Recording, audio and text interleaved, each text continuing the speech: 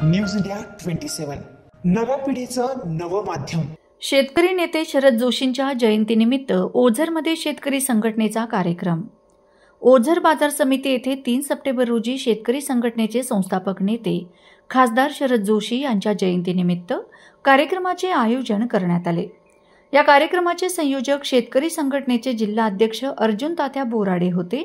कार्यक्रमाचे अध्यक्ष देविदास अण्णा पवार होते, तर ज्येष्ठ पत्रकार उत्तमराव कांबळे, डॉक्टर श्याम अष्टेकर, व्यंगचित्रकार किरण मोरे, स्मिता गुरव, निर्मला जगताप, संतू पाटील झांबरे, बाबासाहेब गुजर, रामनाथ ढिकले, केशव सूर्यवंशी, भानुदास ढिकले, बाळू नाटे, दत्तात्रय कडलक, दीपक नाटे, शांताराम माळोदे, भास्कर बागुल, माणिक निकम, बाळासाहेब शेवाळे, ज्ञानेश्वर गायकवाड, महेंद्र सूर्यवंशी, विवेक सोनवणे, सुनील बिरारी, भाऊसाहेब भंडारे, अशोक भंडारे, केदू बोराडे, संतू बोराडे, सुभाष गवळी, रामकृष्ण बोंबले, नवनाथ कदम आदी मान्यवर उपस्थित होते।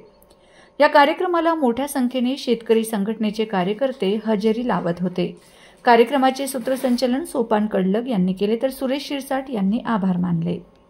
दादा, मला इथला पहिला शेतकरी प्रल्हाद पाटील कराड माझे अतिशय जवळचे मित्र, शेतकरी कामगार पक्षाचे खासदार माझे जवळचे मित्र, सूर्यनारायण गडा पूर्वी कम्युनिस्ट होते माझे जवळचे मित्र, आणि मी नाशिकचा आणि त्यातील निफाड आणि सटाण्याचा जेवढा अभ्यास केलाय ना त्यातला तुम्ही 10% पण केलेला नाही।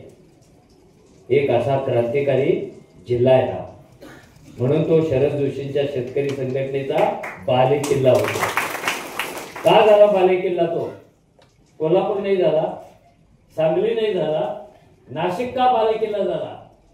त्याचा इतिहास काय, त्याचा भूगोल काय, ह्याच्यात शिरला की आपण बालेकिल्ल्यात का आलो हे कळतं। तो भाग नाही। विंचूर गवळीमध्ये एक शेतकरी संघटनेची सभा होती, सांस्कृतिक कार्यक्रम, शरद जोशींचं भाषण होतं, आणि माझ्या आयुष्यात असा पहिला प्रसंग आला की त्या सभेत मी पण बोलणार होतो, मला वक्ता म्हणून बोलवलं।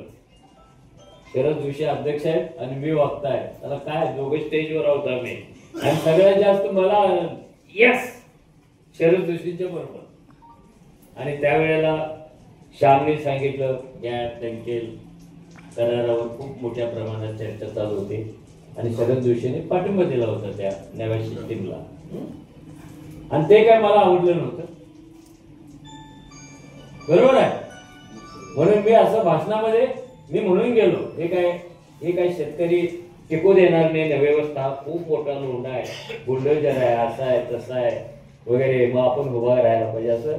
आता त्यांच्यासमोर मी छोटाच होतो, आज पण छोटाच आहे, असं भाबडेपणाने मी बोलत होतो। ते असं बघायचे, हसायचे, विचार करायचे, आणि त्यांचं भाषण जेव्हा सुरू झालं तेव्हा त्याने एक शब्द वापरला, तो मला खूप आवडला। ते म्हणाले, कांबळे गुरुजीने आता जे प्रवचन दिलं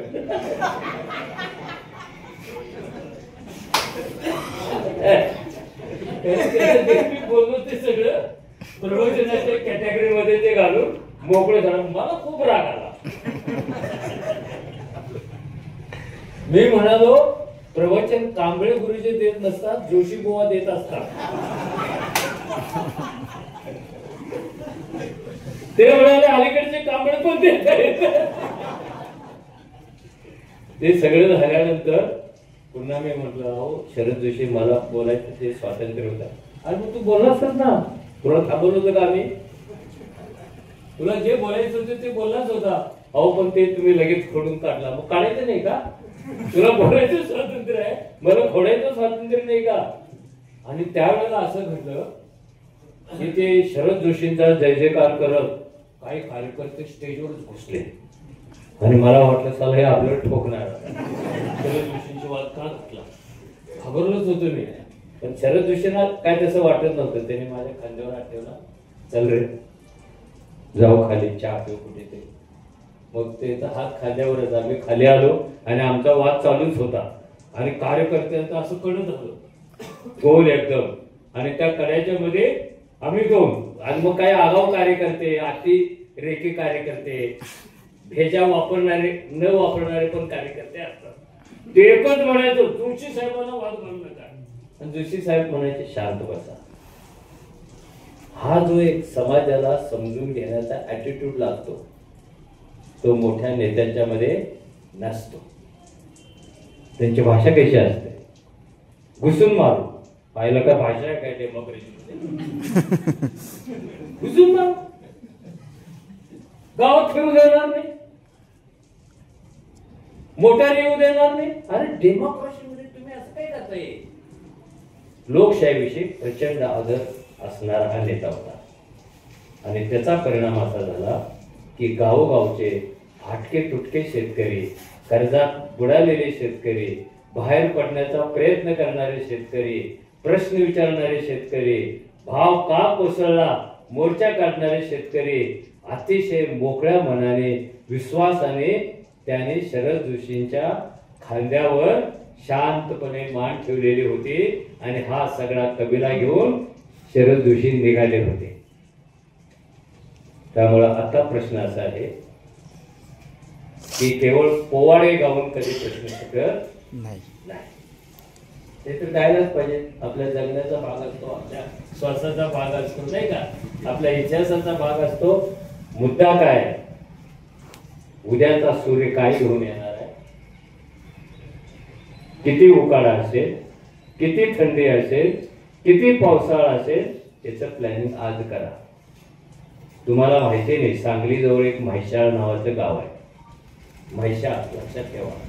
कधी जर तिकडे गेला तर तुम्ही सहलीला ते बघून या की फुल्यांनी आणि बाबासाहेबांनी जी कॉमन फार्मिंगची कल्पना राबवली होती ती म्हैसाळमध्ये एका RSSच्या माणसाने राबवली. म्हैसाळ सरकार. आणि त्याही दलितांच्या जमिनी कुणाच्या वाट्याला 1 गुंठा काँग्रेसचं गवत उगवले. काँग्रेस म्हणजे सोनिया गांधी काँग्रेस नव्हे, बोंब करार बाहेर गेल्यानंतर काँग्रेस म्हणजे गाजर गवत, जे सगळीकडे असतं त्याला काँग्रेस म्हणतात. गाजर गवत सगळीकडे असतं म्हणून काँग्रेस म्हणतात. राष्ट्रवादी काँग्रेस बद्दल काय नाही म्हणायचं. त्यांनी तिथे विठ्ठल सहकारी शेती संस्था तयार केली आणि 60 वर्षे 300 एकरची शेती सामुदायिकपणे केली आणि महाराष्ट्रातली सगळ्यात प्रॉफिट देणारी ती शेती होती. आज ना उद्या, परवा, तेरवा कधीतरी तुम्हाला याचा विचार करावा लागणार. कारण नवीन भांडवली व्यवस्थेसमोर 3च गोष्टी अक्वायर करण्याच्या सारख्या आहेत आणि तिने जगभर सुरू केलं. 3च गोष्टी तिच्या मुठीत आलेल्या नाहीये. भांडवलशाहीच्या तिच्या मुठीत पेट्रोल गेलं, रेल्वे गेली, रस्ता गेला, शिक्षण गेलं, नाही का. जल, जंगल आणि जमीन या 3 गोष्टी भांडवलशाहीच्या नजरेसमोर आहे आणि त्यांची शिकार करण्यासाठी ती बाहेर पडली. कधी विचार केला दरवर्षी महाराष्ट्रातली किती शेती प्रकल्प खाली जाते? एका दिवसाला किती जाते? 24 तासाला किती जाते? एका तासाला किती जाते? आपण नाहीच विचार करत. जो विचार करत नाही ना तो वाचण्याची शक्यता कमी कमी होत जाते आणि जो विचार करतो तो मुठीत प्रश्न घेऊन जाब विचारतो. विचार करायला शिका. कारण फुल्यानं सांगितलं विद्येविना मती घे. तुमच्यासाठी सांगितलं होतं मती म्हणजे विचार. म्हणून येणाऱ्या काळामध्ये जर कोणी तुम्हाला विचारलं तुमच्या क्रेडिट कार्डवर पैसे किती आहेत, कदाचित नसतील, बरोबर आहे. तुमच्याकडे ट्रॅक्टर किती आहे, कदाचित नसेल. फुलं उगवली का झेंडूची, कधी नाही उगवलेली, उगवणार नाही. हे नाही आहे, नाही आहे, नाही आहे असं जेव्हा सांगायची वेळ येईल तेव्हा दीवार सिनेमातला बच्चन आणि दीवार म्हणजे कोण, बच्चन आणि कोण, शशी कपूर, त्यांच्यामधला एक डायलॉग आहे. तो बच्चन म्हणतो मेरे पास बंगला है, गाड़ी है, ये है, वो है, मोटर है, लेडी है, तेरे पास क्या है? आणि तो गरीब असलेला शशी कपूर सांगतो मेरे पास माँ है. तसं तुम्हाला सांगता आलं पाहिजे मेरे पास शरद जोशी है. ओके, थँक्यू, धन्यवाद.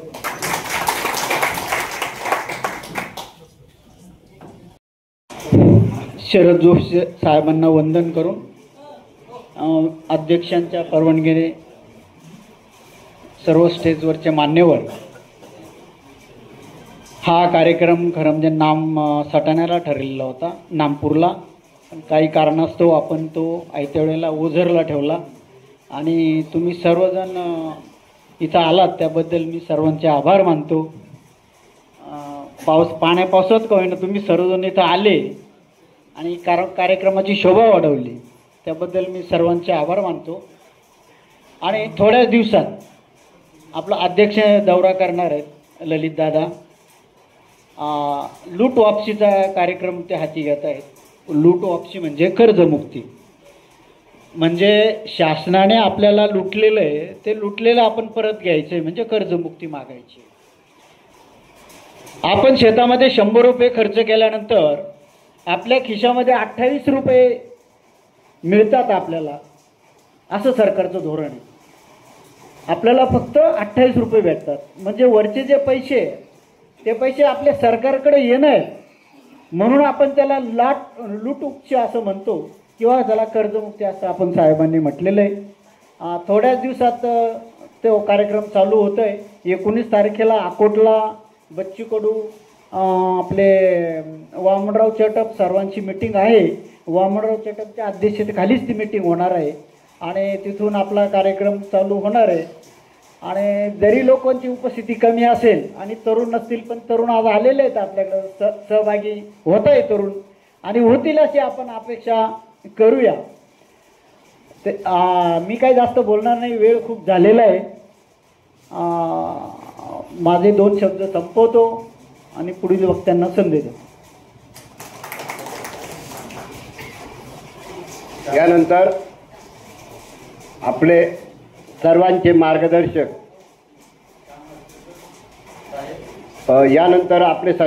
मार्गदर्शन व शेतकरी संघटनेचे नेते शरद जोशींबरोबर काम केले व सर्व शेतकऱ्यांच्या बाबतीत अभ्यासक काय करता पुन्हा एकदा आपल्याला आपल्या पायाला विंगडी बांधून पुन्हा कामाला लागावं लागेल. मला एवढंच म्हणायचंय, मला काय लय उद्देश करायचं नाही, पण एक काम करता काय लागतं.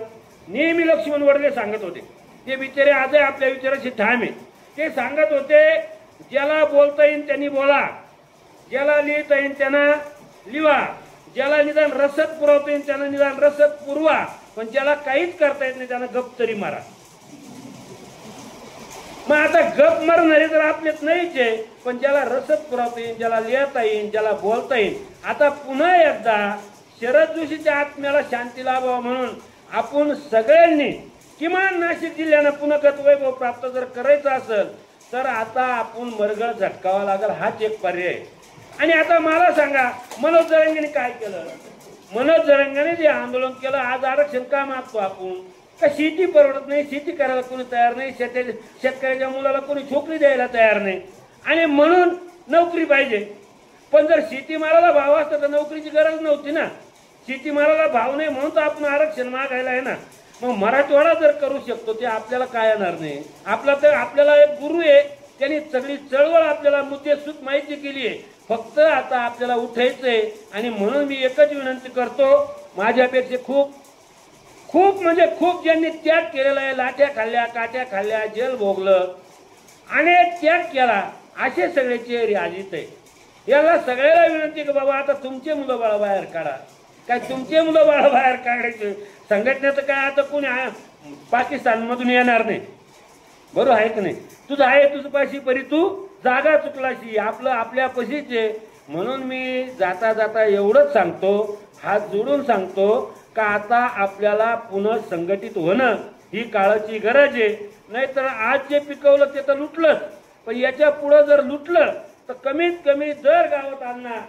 आजच्या माहितीनुसार 34% पोरं 34 वर्षाच्या पुढचे झाले, 34%. आणि यात भविष्यात जर आपण उठलो नाही तर किमान शेतकऱ्याचे 40 ते 60% पोरं 100% बिगर लग्नाचे राहते, 100%.